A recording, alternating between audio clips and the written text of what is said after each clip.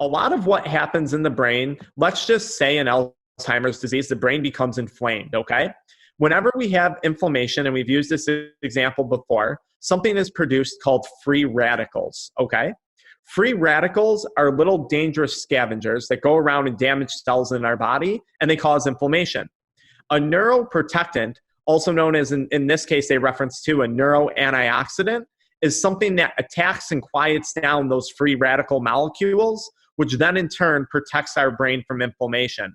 So a neuroprotectant, they're saying that CBD specifically is a strong anti-inflammatory that's protecting our brain from oxidation and inflammation, which are the two primary processes that can lead to dementias and Alzheimer's diseases.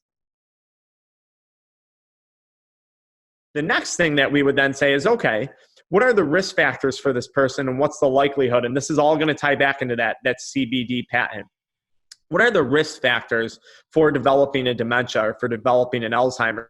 Well, there's been a few things identified. Genetics, of course, plays a role. So anyone listening who's genetically predisposed, if Alzheimer's runs in the family, pay attention because they are in fact studying CBD as a preventative or a prophylactic approach to these diseases. Now, genetics plays a role. Your environment plays a role that you grow up in, okay? Environmental factors. And then your overall health. So dementia has been correlated to high blood pressure. People who have consistent long-term hypertension, elevated cholesterol levels long-term, diabetes. Get this statistic. I say this all the time. I think I've said it in almost every podcast we've done. Search type 3 diabetes online. You will pull up the term dementia. 70%, if you have type 2 diabetes, some studies would say that there's a 70% chance that you are going to develop a dementia later on in life because diabetes is a disease of inflammation. Dementia is a disease of inflammation. Diabetes is the king of inflammation, right? So even then, other studies would point out about 80% of people with Alzheimer's disease actually do show a sugar regulation problem, which in turn is either prediabetes or diabetes. Now, there's some other factors too that may predispose people to this. Heavy metal toxicity, that's something that we focus on a lot in functional medicine. MTHFR gene defects may play a role too. So there's a host of factors to consider. Now, to get back to the main point, the government patent. For those of our listeners who are not familiar with it, because this nicely rolls into, so how does CBD prevent dementia, prevent Alzheimer's? How does this play a role? I'm just going to read some brief parts of this patent. So, cannabidiols have been found to have antioxidant properties. Remember, antioxidants attack free radicals. Free radicals cause inflammation. This newfound property makes cannabinoids useful in the treatment and prophylaxis. So, in the treatment, they're saying, yes, we could potentially see this as a treatment. Prophylaxis means prevention. They're making a claim that this could potentially play a large role in prevention of these diseases, of a wide variety of oxidation-associated diseases, such as ischemic, age-related, inflammatory, and autoimmune diseases. They go a step farther, and they say the cannabinoids are found to have a particular application as neuroprotectants, exactly what we were talking about, limiting neurological damage following ischemic insult, so stroke, concussion, lack of oxygen to the brain, and they also mention Alzheimer's and HIV dementia. Then the patent goes on to say this is a great thing because not only does CBD seem to have these properties, but it also doesn't have the toxicity potential. It also doesn't have the effects of THC on the brain. It doesn't create that high. So quite frankly, the government patent did a great job of really explaining how CBD is not only a neuroprotectant, but also maybe used as something that could prevent these issues down the line.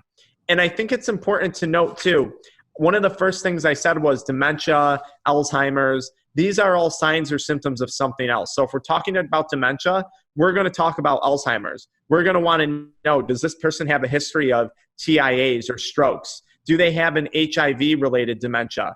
Was there chronic drug use that led to this state of dementia? So we're always looking back. We can correlate all these diseases to inflammation, and the government patent nicely says, hey, look at this. This is an antioxidant. It's an anti-inflammatory, and we think there's a huge promising factor involved here when it comes to managing dementia and age-related disease. one of the awesome things to be said about CBD and these dementia-related diseases is, yes, it's a neuroprotectant, but on top of it, you said, oh, if you're really stressed, you might forget things. That's common.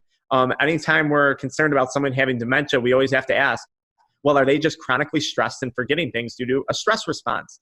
Maybe it's hypothyroidism. There's a few other things that you could consider too. But stress. Well, CBD is an anti-anxiety. That's been proven over and over again. It's an antidepressant. That's excellent.